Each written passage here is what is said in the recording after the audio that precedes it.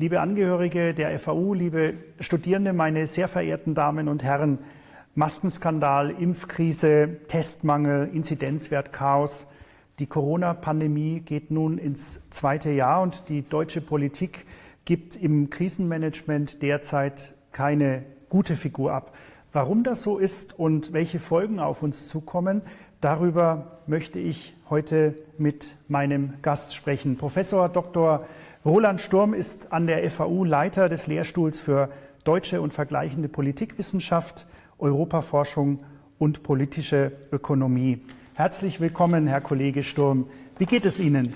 Danke, ich freue mich, was zu diesem Thema sagen zu dürfen. Ja, wir beobachten, unsere Bevölkerung in Deutschland ist zermürbt. Die Regierung scheint am Ende ihrer Weisheit und noch immer gibt es keine richtige Strategie zum Umgang mit dem gefährlichen Infektionsgeschehen. Allenfalls sehr kurzfristige und spontane Reaktionen. Woher kommt eigentlich diese Zögerlichkeit, die wir beobachten? Also viele machen natürlich einzelne Politiker verantwortlich. Aus der Sicht der Politikwissenschaft hat das sehr viel zu tun mit dem Problem, das zu lösen ist, das gerne als vertracktes Problem, als Wicked Problem eingesortiert wird.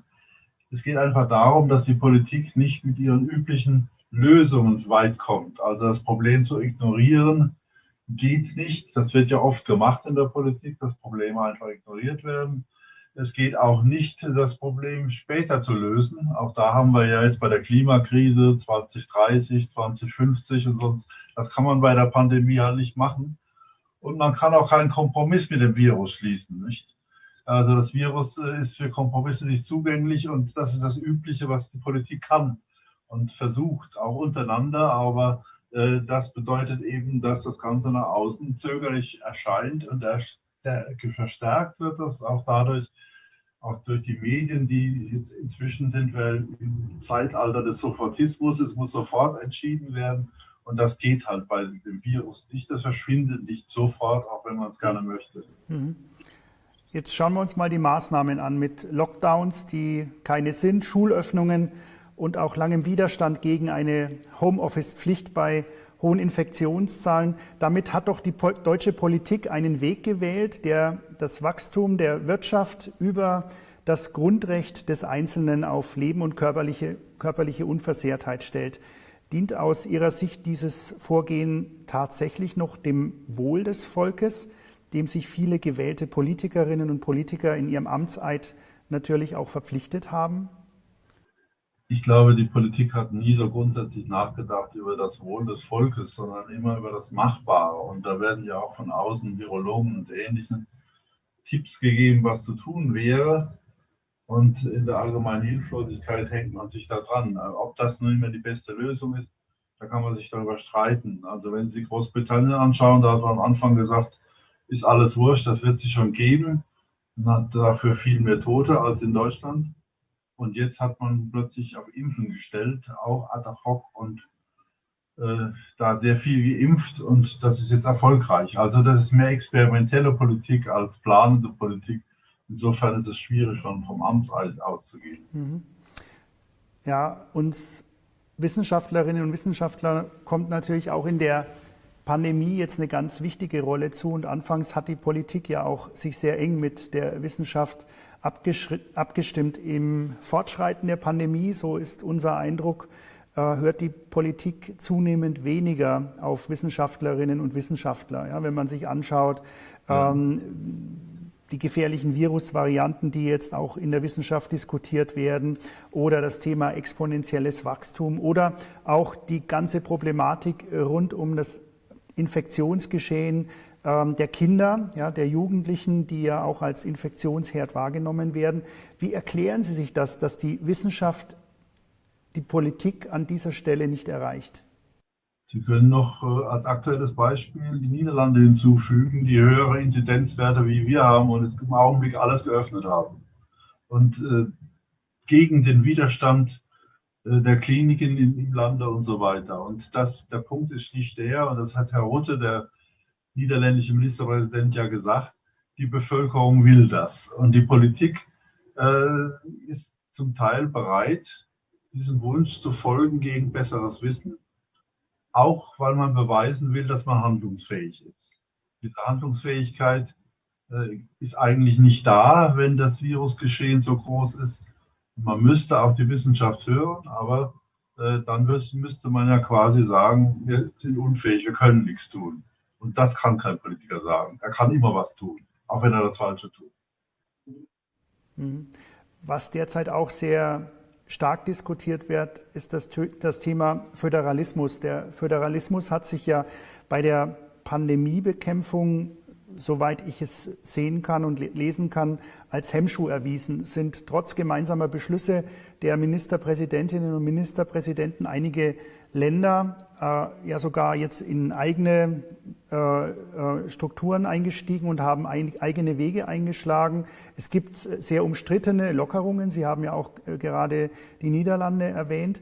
Muss der Föderalismus, der ja auch von vor Corona gerade in der Bildungs- und Wissenschaftspolitik, und wir als Universitäten sind davon ja auch ganz besonders betroffen, in der Kritik stand, noch einmal überdacht werden?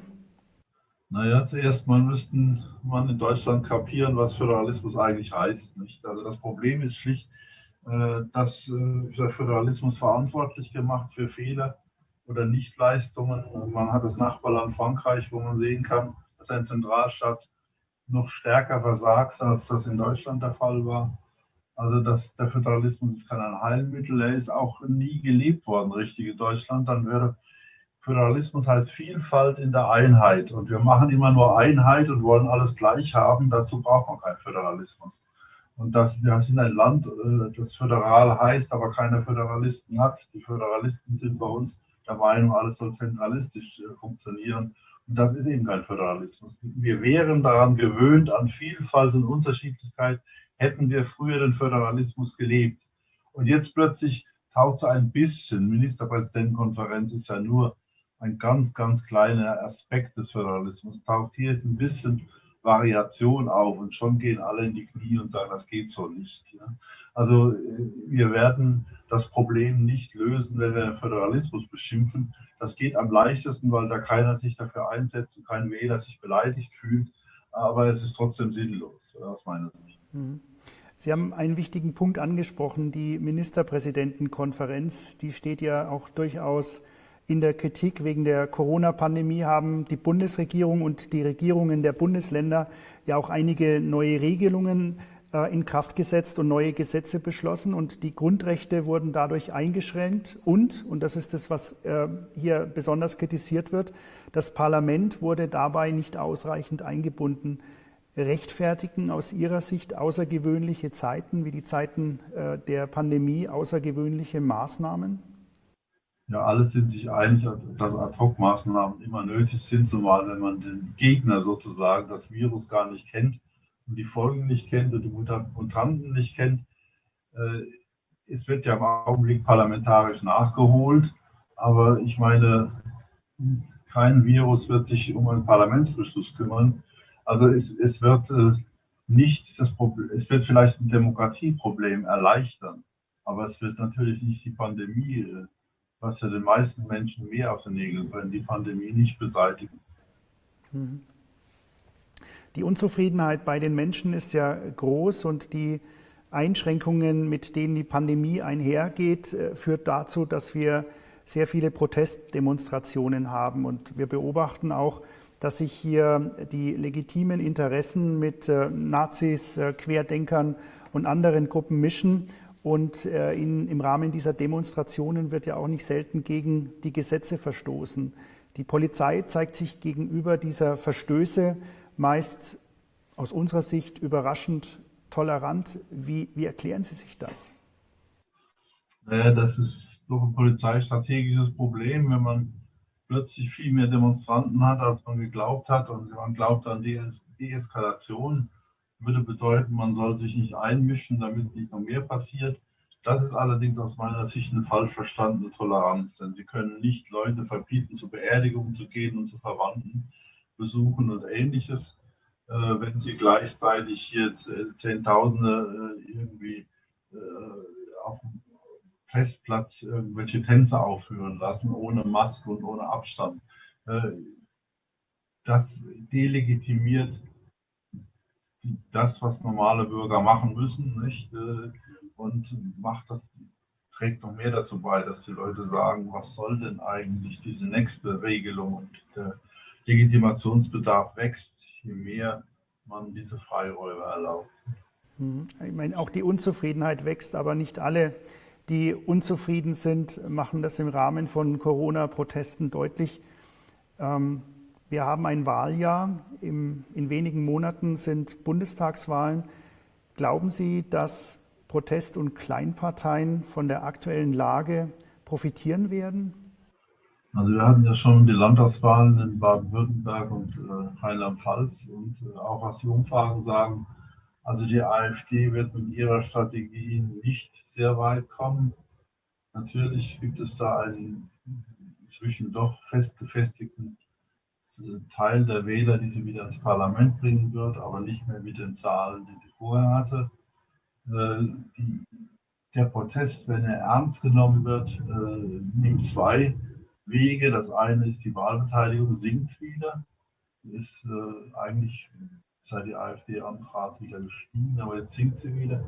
Und das zweite ist der bürgerliche Protest gegen die Regierung, also Oppositionsparteien gewinnen. Also ich meine, man muss nicht jede Prognose der FDP teilen, die sich schon bei 20% sieht, aber die FDP hat sich dadurch stabilisiert und man sieht ja überraschenderweise Rheinland-Pfalz, dass die Freien Wähler ins Parlament gekommen sind, was man nie geglaubt hätte, die auch diesen Art bürgerlichen Protest bedienen. Und man sieht ja auch in Bayern, dass die Freien Wähler sich als Opposition in der Regierung verstehen. Das wird nicht bundesweit klappen mit den Freien Wählern, aber es werden dann viele Stimmen sein, die bürgerlichen Parteien nicht bekommen, sodass im Endeffekt das vielleicht auch wahlentscheidend ist, ob die Union die Mehrheitspartei wird, weil viele bürgerliche Wähler abwandern in die bürgerlichen Protest.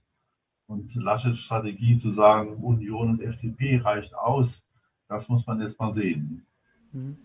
Wir leben in spannenden Zeiten, lieber Herr Sturm. Ich danke Ihnen ganz herzlich für das Gespräch. Bleiben Sie gesund. Dankeschön. Vielen Dank. Wiederschauen. Wiedersehen.